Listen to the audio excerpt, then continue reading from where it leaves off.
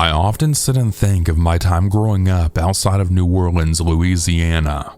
Living in such a place of diversity, both human and natural, is bound to create experiences that are unforgettable. These memories range along a sliding scale of euphoric to downright frightening. I could tell you about the time that my neighbors accused me of wearing a mask and peeping in their windows at night. Apparently their son, my age about 13 then, swears that someone looks in his window every single night. I became somewhat of a pariah until they actually caught the dude that was doing it. I could tell you about the time that my father got the phone bill that had upwards of $1,000 in phone sex charges on it. Needless to say, as the only son, I was the accused.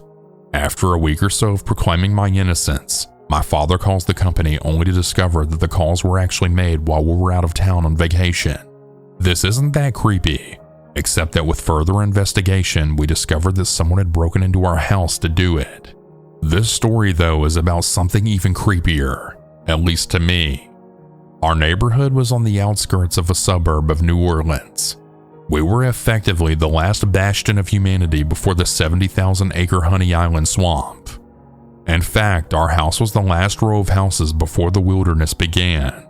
The rear of our house faced into the fringe of shrubbery and brambles that was the doorway to this pristine and largely unexplored wilderness. I spent many of my days exploring an ever-increasing concentric circle of this jungle. It was amazing to be a young boy who had fancied himself a soldier, and in fact grew up to be one. Always at my side was my trusty dog, a golden retriever who was a year older than me. He was my parents' first child before me. He was very old, but still very spry. He would never let me out of his sight. After about a year or so of exploration, my domain had expanded to about a mile in any direction from my backyard. Due to the terrain, the marshy land, the sometimes thick undergrowth, even getting that far out sometimes took a hike of a couple of hours. Summer was nearing an end, and I decided to push further out. I wanted to try and wake up early, pack a little lunch, and see how far I could go. So I did. My trusty dog, my bagged lunch, and myself began out one morning right after dawn. By mid-morning, we were breaching into territory that I had not seen. We came upon a finger of a shallow, stagnant river covered in green algae. It took about an hour to find a relatively easy crossing. We waded through the muck and ended up sitting down under a sprawling oak tree, the first patch of dry land that we could find, to dry out and eat some of the snacks that I'd taken along with us. We didn't rest long before I looked around to find that I wasn't exactly sure which way I'd come from. That bothered me a bit, but more concerning was the fact that the sky was turning black as the not so unusual summer thunderstorm was rolling in. The standard noises of the marsh had stopped. There were no more insects humming or chirping, no more tree frogs croaking, only the sound of the rising wind in the foliage. Nature knew that it was time to find shelter, and I was feeling a bit lost in the swamp. We packed up and pushed on, looking for something familiar to help me get my bearings. Unlike Tennessee, where I now reside, Louisiana is so flat that orienteering in the wilderness is almost impossible. We walked for about another 10 to 15 minutes or so in some direction that felt like I was generally back towards home, and we came upon a clearing. This clearing was obviously man-made due to the chop marks on the tree stumps, but there was no obvious ingress or egress for wheeled vehicles. When I say clearing, I mean that the underbrush and saplings were cleared. The tree canopy was very much unbroken. This gave the area a somewhat cathedral-type feeling, with only the trunks of massive live oaks standing like pillars. As I had made my way around this anomaly, I got a very bad feeling. I start to notice animal bones strewn about. I notice that the whole place has an odd smell. In the middle of this clearing are 3 crosses made from timber lashed together. The crosses were charred and appeared to have been recently burned. The hair on the back of my neck stood up, and I froze in my tracks. The bottom drops of the sinister clouds overhead. This was the type of pouring rain that can't really be described to someone who's never experienced it. It is like a wall of water with raindrops that are so big that they splash instead of pelt. I'm slowly backing away from the clearing and call my dog, who had wandered off to chew on a bone that was lying about.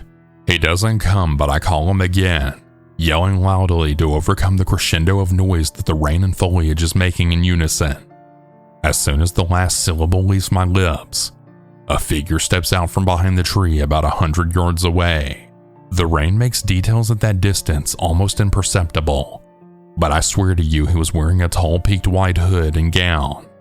I could feel the ice searing into me through the black holes cut in his garment. I felt evil all around me. I froze. I didn't know what to do, but as soon as he lunged forward as if he was about to sprint in my direction, my body took over. I ran. I ran with such force that I made it out of the clearing and into the brambles faster than seemed humanly possible. I reached the green algae-covered finger of the river, and instead of finding a crossing, I dove right in. I ran until I couldn't run. I ran until my body was soaked with sweat and rain. I ran until I realized that I was totally lost, and my dog was nowhere near. His old legs couldn't have kept up with me this long in a dead sprint. I didn't stop running for what seemed like hours. At about dusk, the rain had stopped, and my run had turned to more of a clumsy stumbling. Call it luck, but right about that time, the panic of being lost was about to set its icy claws in me, and I came upon a 2-lane asphalt road. Surprisingly, I had recognized this stretch of road, and I knew that I was about 2 miles away from my house. I made my way home and breathlessly told my parents what I had experienced. I don't think they believed me, but they were very concerned about why our dog wasn't with me. For several tense days, I canvassed the neighborhood hoping that he would find me. We called the animal shelters and vets' offices hoping that if someone picked him up, they would call us. He showed up at our house almost a week after we had parted ways. I ran up to him and hugged him. The old boy collapsed when we got him inside. He was dirty and matted with filth. He smelled awful, but there he was, and I was never happier. The strangest thing about it all wasn't his weight loss, as that would be completely explainable with him having to forage for food in the wilderness, but it was that he was missing an eye. That is no metaphor or euphemism. He was quite literally missing his left eye. I didn't notice it at first because he was so covered in muck, but somehow he had lost an eye. It's a happy ending of sorts. We took him to the vet, who examined him and proclaimed that he probably got it poked out by a branch or stick as he was running through the woods. The vet acted like that sort of injury wasn't terribly unusual. He lived about another year or so, and we put down our faithful companion at the ripe old age of 15. About 20 years after that, I still feel regret for leaving him behind as I ran, and I still get goosebumps picturing that man in the hood and cloak lunging towards me in the pouring rain deep in the Louisiana woods.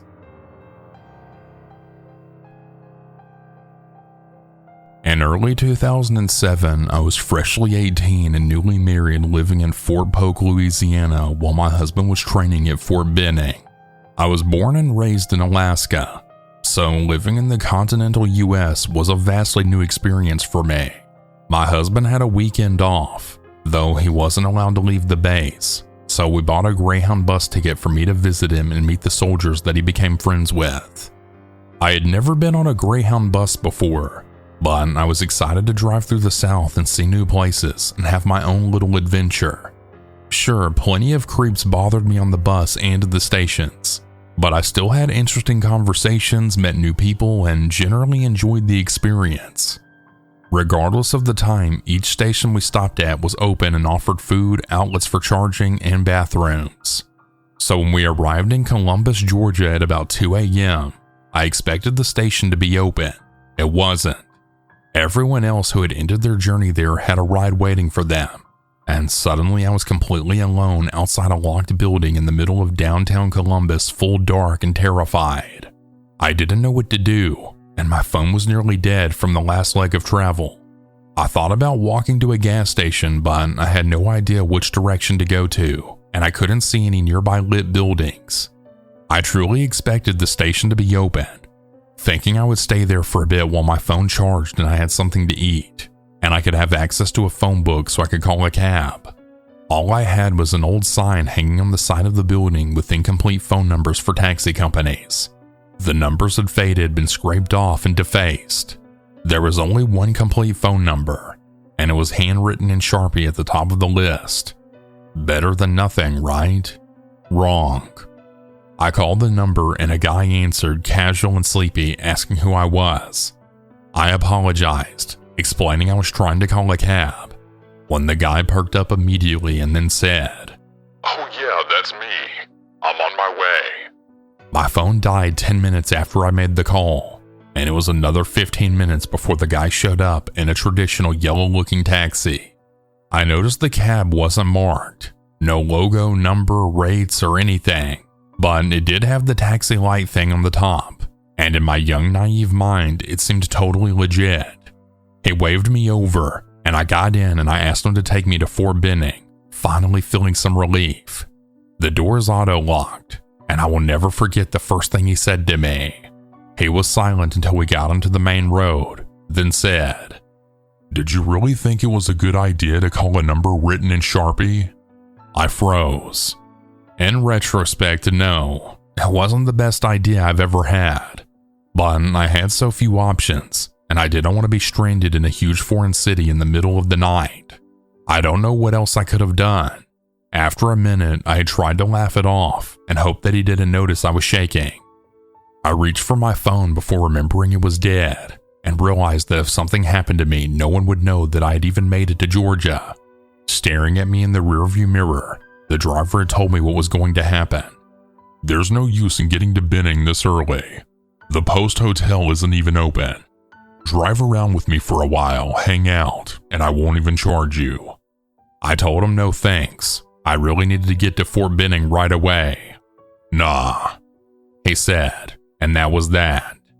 We drove to a worn-down apartment complex where he told me he was picking up a regular to keep me company. I didn't reply. What could I even say? I wasn't raised religious, but I was praying to God for some kind of miracle. Out came a woman who looked a bit like a cliche prostitute. Tube top, mini skirt, smudged mascara, and an unlit cigarette hanging from her lips. Short but ratty unbleached hair, pockmarked face, cheap purse. I have no idea who or what she truly was, but she got in the front passenger seat and lit her cigarette. She turned to look at me. "Don't worry, he's cool. We're cool." That definitely helped. I had never considered jumping from a moving vehicle before, but even if I wanted to, the back doors were child safety locked, and I couldn't open them. Trust me, I tried. I was trapped like a caged animal, just wanting to die. I felt so stupid, so foolish. Sitting in the back seat of the cab, no idea what to do, and no idea what was going to happen to me. I kept trying to rationalize it, downplaying the situation in my mind. I was too afraid and frozen to actually do anything anyway. As we were driving around, the girl was telling me about the driver, how he was ex-military and had just started this cab business, what a down-to-earth fun guy he was, and how lucky I was to be picked up by him. Also how I was cute and young and everything was cool. Her words were a bit slurred and I knew that she was either drunk or high on something. I really didn't want to know either way. We pulled up outside a small blue house sometime later, about an hour before the break of dawn, and the driver told the girl to keep an eye on me while he went inside. I'm in full-blown panic mode at this point, the suspense of it all making it so much worse, so the girl offered me a cigarette to calm my nerves. I wasn't even a smoker, but I said yes. She got out of the cab and opened my door, stumbling a bit before sitting on the curb and lighting another cigarette. She lit mine as I sat next to her, and I'd started thinking about whether or not I could outrun her with my heavy backpack and how long the driver would be inside for. Without me asking, the girl told me the driver was inside showering in preparation. I asked what he would be showering and preparing for, but she just kept repeating on how he was cool, how much fun we were going to have, and how cute I was. Then she said Ranger cab because he was like a ranger or something. Or maybe that was his dad. He's a good-looking guy, military muscles. God finally answered my prayer when the girl slumped over and passed out in the grass. I saw the track marks on her arms, and I guessed it was heroin. And apparently the driver was inside taking a shower, and he wasn't about to come back in the next few moments. I grabbed my backpack and ran like hell. I don't remember exactly what happened after I had started running, I just know I took off as fast as my feet would carry me, and that I didn't dare stop to even catch my breath. 1 minute I was sprinting for my life, lungs on fire, and then I was trudging along with tears in my eyes as I walked through the Fort Benning gate with my military spouse ID asking how to get to the base hotel. Honestly, I wish I knew how I got there. I was in deep survival mode, and I didn't stop to process any of it until I made it to my room. I don't know if someone gave me a ride, if I followed a map or what. I've never blocked a memory out like that before or ever again. I told my husband everything when I finally saw him. He didn't believe me. I probably wouldn't have believed me either. His lack of trust made me think that no one would take me seriously, so I never went to the police. I still had the number I dialed saved in my call history. I knew the girl called it the Ranger cab. What I didn't have was the confidence or support to report it. Sometimes I think back to that day and wonder what would have happened if the girl didn't let me out of the cab, if she hadn't passed out on the ground, if the driver had never stopped for a shower. That's one mystery that I don't need the answer to.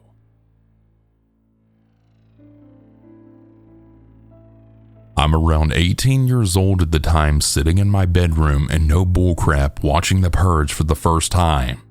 My bedroom window only had one latch out of the two locked because I would smoke out of it at night, being too afraid to go outside alone at around 1 a.m. So during the movie, I kept hearing a light scratching, and I thought it was probably just another cat under the house. After about 5 minutes, I paused the movie, and I hear it again, but this time it's getting louder. Getting kind of creeped out, I reached under my curtain and pushed the unlocked side of my window down and locked it. Looking back, the fact that one part of my window was freaking pried open should have alarmed me. I sit back down and hear a loud slam come from the bathroom. I run out to go check, and the blinds have fallen off. I ran straight to my parents' bedroom, and my dad immediately knew something was wrong. He gets up in all of his manly glory with a .45 and his tidy whities, and he runs out of the back door to search the yard. He didn't see anyone, and we decided to call the cops in the morning. My nephew was staying overnight, and we figured there was no point in freaking him out over what we felt was nothing. So the next day we took a look around. My window had scratch marks from a freaking crowbar, and the ledge was dented, as if someone was trying to pry open my freaking window. Whoever it was wore socks on their hands to try and push up the glass because there weren't any handprints. They were just long and dragged out marks the size of adult hands going upward. Mind you, my windows were always very dirty, so it was easy to see. We lived in a very small town in Louisiana, so the police chief who knew my parents came to the house for a formal report. He kept insisting that it was either a friend or maybe a boyfriend who couldn't get in touch with me. One, everyone I know knew that my dad always was well armed and didn't play that crap. And two, my cell is always on and I always answer, especially for friends at 1 a.m. 3, that is the dumbest freaking thing that I've ever heard. Friends don't wear socks on their hands and try to jimmy your window open, at least not without calling your name first. We never did find out who it was or what they wanted. What still scares me even 10 years later is that the house was not quiet. The TV and a lamp or two were on in the living room. The bathroom light was on and my bedroom was very well lit since I was watching a horror movie. Yet this person still tried to get in through 2 different windows. The worst part is that if our bathroom window weren't so crappy, they would have actually made it in. To keep it open, my mom would use an old broom handle to hold it up, and unless there's something keeping it up, it immediately slams back down, which is most likely why the blinds came down and a loud slam was heard. Now, it may just be me, but I'm pretty sure whoever it was wanted something from our house so badly that they didn't care who was inside or if they were awake. If I would have opened that curtain before locking my window, it could have either scared them off or even motivated them more to get in if their face was seen.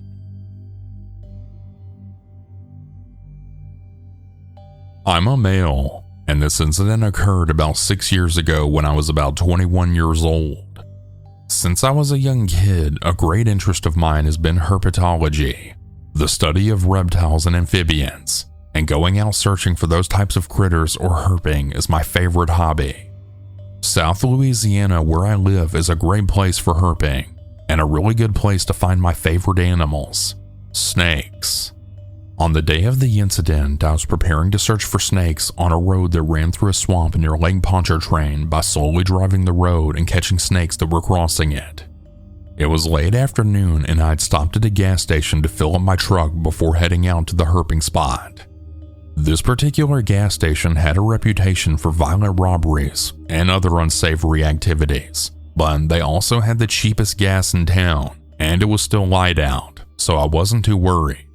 I was pumping gas and daydreaming when an old late model sedan that looked like it had seen better days had pulled up beside me. In the car, there were 4 suspicious-looking young men staring at me. The driver, a very big individual in his late 20s or early 30s, wanted my attention out of the open window. I instantly got very nervous, as I had no idea what they wanted. After a few seconds, the driver then said, "Hey little boy, I got that morphine." I then realized that they were trying to sell me drugs, to which I replied, "Nah man, I'm good." The driver then said again, "Come on boy, I got that morphine." And again I told him no. The driver tried several more times to push his dope, each time calling me some variant of little boy. Now, I am a very small young man with a slight build, and even to this day could pass as a teenager, and while I'm fine with this, I don't like constantly being reminded of it, and I certainly don't like someone using my small stature to intimidate me into doing something I don't want to do. I finally got fed up and yelled at the driver, "No dude, I don't want any dang drugs. Go away and leave me the hell alone." This drew the attention of several other customers, which had caused the guy to leave quickly, squealing his tires as he did. I paid for my gas and headed out to the road through the swamp. The road gets little traffic, as there's a major interstate next to it. Mostly the traffic consists of people fishing or just launching boats, so it's great for herping. I stopped my truck at the place where I wanted to begin my search, and began going through several pillowcases that held the snakes that I had found on a previous trip that I needed to let go. Inside each pillowcase, most of which contained small harmless water snakes, was a scrap of paper that had the mile along the stretch of road they were found, so I knew where to release them. I was making a list of these for efficiency's sake so that I could quickly release each one and get on with my search. I was checking a case which held a greater than 4 feet long rat snake when the same late model sedan pulled up to a stop behind my truck. All 4 of the occupants piled out and began walking toward me. The driver, who must have weighed a solid 260, was coming straight at me, and while the others were fanning out around me, the driver had started yelling, "What up little boy? You don't want my crap? We gonna see what your punk ass does now." I was scared to death and had to work very hard to keep my knees from buckling under. I thought about the tire iron in my truck, and I realized that I wouldn't be able to dig it out before they got to me, and that fear had drained the strength from me so that I wouldn't be able to use it effectively anyway. So I did the only thing I could think to do. I reached into the pillowcase and pulled out the rat snake. The snake instantly drew itself into a coil and began to gape and hiss. The 4 thugs, now only a few feet away, realized what was in my hand and immediately stopped their advance. When the driver began to back up, the movement had caught the snake's attention and it lunged out in his direction. At this, the 4 of them began screaming and cursing loudly and all piled hastily back into their car. They took off so quickly that they hit the median and nearly tore out the bottom of the old car. I stood there shaking, unable to move for a few minutes. The intimidating but harmless rat snake began to squirm around and latched onto my hands so that I had to come out of my fear-induced coma. I quickly drove to the release points of all of the snakes I had and let them go, thanking the rat snake for saving me as it then slithered into the vegetation, and then I went immediately home without doing any more herping.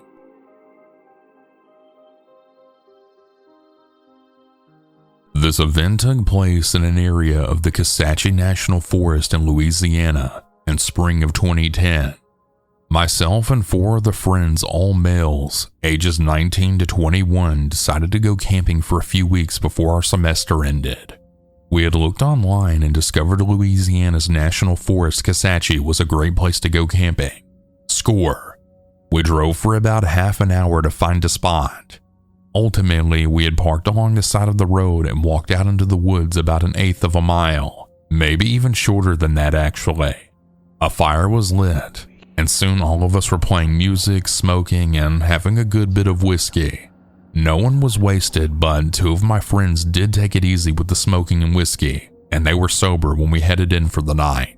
We woke up within minutes of each other the next morning. Hard to get around a tent without waking the others up. That's when I noticed that the 2 guys who actually didn't smoke or drink much were looking worried. I asked what was up, and they had told us something happened last night. My 2 friends had heard some noise outside of the tent and woke up to investigate. As they had pulled the zipper down the front flap, they had saw 2 guys with flashlights close to the tent. One of the men asked, "How many of you were in the tent?" My friend had told him 6 or 7 guys were in the tent. While telling the story, he wasn't sure where that lie came from, but he just stuck with it. The 2 men lowered their lights, said they were park rangers, and simply stated that we couldn't camp in the area, but to just move our site when the morning came. Then they left. To prevent us from getting in trouble, we had decided to pack up and go to a ranger station and ask which areas we could camp. The station wasn't too far, and we had talked with the rangers for a good while. We explained what happened, and we said we weren't far at all. One of them looked a bit confused. Son, can you show me on the map where you boys were camping last night?" he said. We quickly pointed out a spot close to the road where we came from. The ranger had walked away to his computer for a good minute or 2 to check on something, then came back to talk to us. "You boys were fine to camp there. We have no zones even close to that road where you couldn't camp at. Also, I just checked our call-ins. None of our rangers reported anything from that area of the woods last night." My friend who originally told us what happened had started to look a little pale. Now that I think of it, those 2 guys weren't even wearing uniforms. It was just black shirts and pants. We left for home shortly after.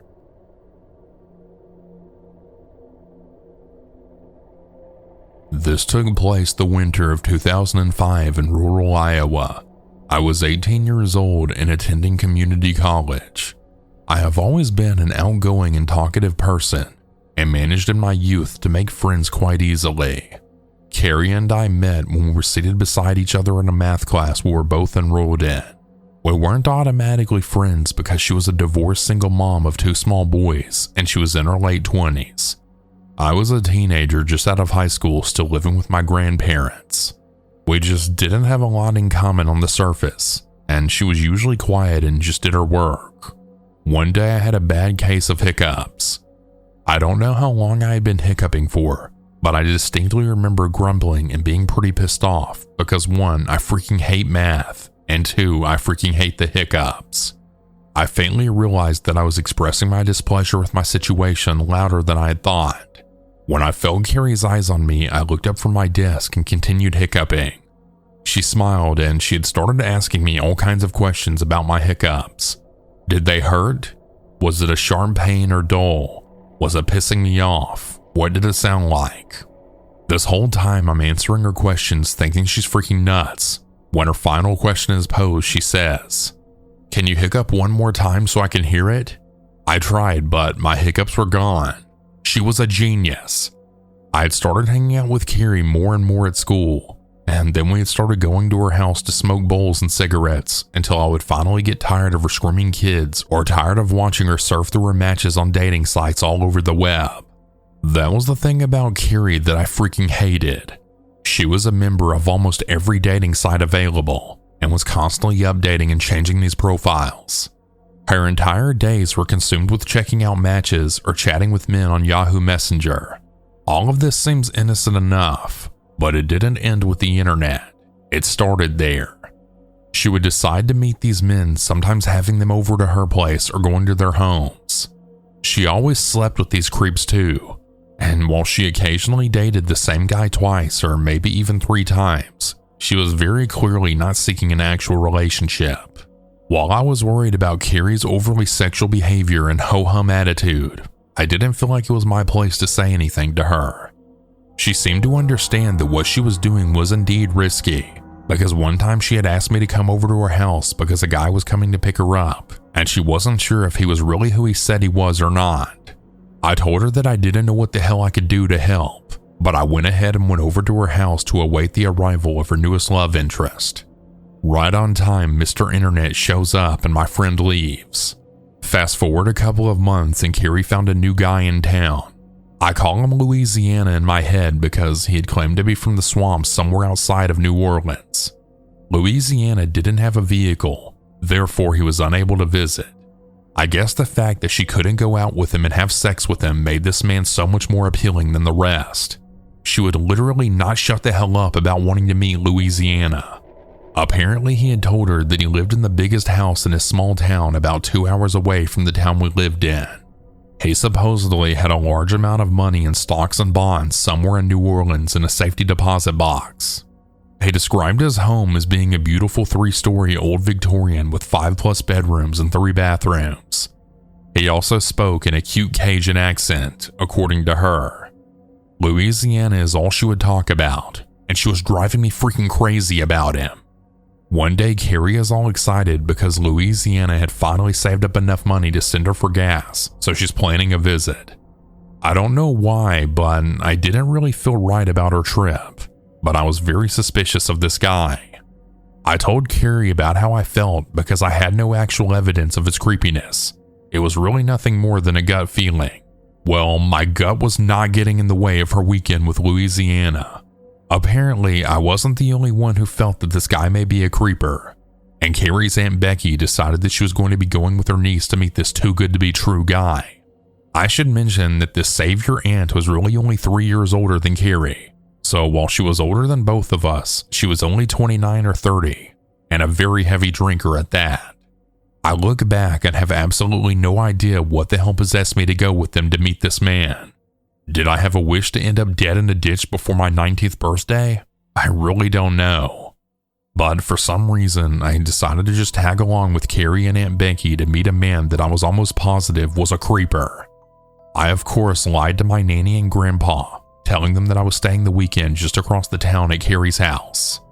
As I'm typing this out, my face is flushed, my hands shaking, and my heart is beating so hard and fast that I feel like I may pass out. The events of this particular evening are fuzzy and broken. I have never said a word of this to anyone ever. Carrie, Becky, and I have never spoken of it, and I moved to Texas just weeks after this happened. I've kept my mouth shut about the entire thing because I know that I was freaking stupid to go with them. The 2-hour drive seemed to go by in absolutely no time at all, and I was very obviously anxious about meeting this guy. Carrie and Becky both seemed unconcerned and passed around a joint and a bottle of some alcohol. I hit the joint hoping to calm down a little before getting to Louisiana's Victorian mansion. I was immediately alarmed upon arriving at the mansion in question. A dilapidated old house was a more accurate description. The house had recently been painted white, and it was 3 stories, so I decided not to judge the house by its street view. Louisiana had promised it was not a problem that Becky and I had both decided to tag along, and invited a friend of his own to stop by for a little while later that evening. He had told Carrie earlier that day that since he slept upstairs in the bedroom, we ladies would have the whole 2nd story to ourselves. When I saw the outside condition of the house, I felt another gut-wrenching feeling that something just wasn't right. I told my friends that I was way too lazy to carry my overnight bag inside, and I said I would get it later. They shrugged it off as nothing, and Becky and I exchanged a quick nervous glance before following a very excited Carrie. The front door opened before we even reached the porch, and out stepped a short, doughy white guy with thinning hair. Howdy there. Y'all little ladies must be my ladies' friends. I almost laughed out loud at this man's quite obviously fake Cajun accent, as Carrie had called it. I was born and raised most of my life in Texas, so I know a good southern accent when I hear one, and this was just a really bad one. More alarm bells in the pit of my stomach as I got a good look at Carrie seeing her lover boy for the first time. He was obviously aware of her staring, and why, because he immediately began apologizing for the older pictures that he's had to send her. He claimed that the pictures she was receiving from him were just from a couple of years ago. He waved us inside, and even though he had lied about his mansion and his appearance, for some reason we all followed. So there we were inside a strange house with a strange man, and I was positive that we were in trouble. I wasn't sure what the threat was yet, but I felt it, like acid eating away at my insides. Louisiana ushered us into the living room and had offered us a drink. He was very insistent that we have something, anything to drink. We all declined, but decided to instead smoke a bowl and let Carrie and Louisiana talk a little.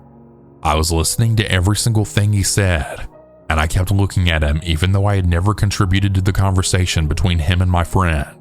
I was listening to him describe his life, born and raised a Southern gentleman, and wondering to myself if he had ever even visited a state below Missouri. He seemed to just spew bullcrap, but my friend was oblivious to the lies over everything as simple as the weather in the southern states to the pronunciation of a typical southern word.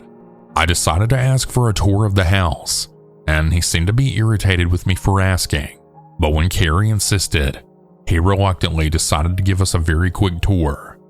We saw the living room, kitchen, and one bathroom on the main floor, but all of the other doors were locked. He led us up a short, narrow flight of stairs, and he showed us a quick peek through a doorway to what was supposed to be his room.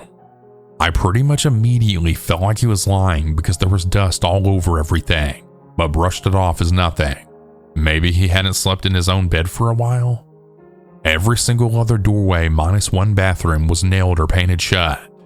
The tour was making me feel even more sick to my stomach, and I really started wanting to leave, but I didn't know how to tell Carrie and Becky without him hearing. He led us back downstairs and into the kitchen where he had a big pot of beans on to boil. He had ran to the stove and started ranting and raving about his nan's famous gumbo recipe and demanded that we try it. I walked over to the pot and told him that it just looked like beans to me, because gumbo should have some sausage or something like that. At this point, Louisiana decides that he doesn't like me very much, so he just started ignoring me. About an hour goes by, and his friend shows up looking all sorts of creepy. He doesn't introduce himself or even make eye contact with any of us. He just walked in, sat down, and sparked up a joint. I was okay with that though, because boy was my anxiety through the roof. I could tell that Louisiana, Carrie, and Becky were all getting tired of my excessive questions. Sometime during that joint, Louisiana left the room to get all of us some freshly squeezed lemonade. I remember him warning us that it could be bitter because he had used real lemons and he didn't like a lot of sugar. Halfway through my drink, I had noticed the way that he wasn't really engaging in conversation with us ladies anymore. He was watching us. No, watching me, like he was waiting for something. I felt like he was waiting for me to say or do something. He went from completely ignoring me to watching my every movement. I became extremely nervous with his gaze so intense on the side of my face that I had kicked Becky's foot and motioned towards him with a, "What the hell is up with this guy?" kind of look. She saw exactly what I was talking about after a few more minutes of him just staring at me as Carrie had rambled on about something. I had suddenly decided that I had to get the hell out of that house, and I jumped out of my seat like I had been electrocuted. "Oh my God, sorry, but I left my bag outside. Let me go grab it." Carrie abruptly stopped talking because of my swift movement and scared tone of voice. She looked at Louisiana, seeing his intense glaring in my direction, and as if truly seeing danger for the first time, she stood up and followed me towards the door. I quickly and quietly whispered to her that I had to leave. I told her that I wasn't feeling well and that I wanted to go home. I started out the door with Becky and Carrie following close behind. I will never forget walking away from that house and that man. I was absolutely terrified that he was going to follow us. He was asking where we were going, and Becky threw him some lame reply about going to the convenience store and that we would be right back. I'm honestly not sure what it was that made both Carrie and Becky blindly following me out of that house. Like I said before, he hadn't left us alone together, so I couldn't express my fears to them verbally. They had both seemed irritated with my excessively questioning him.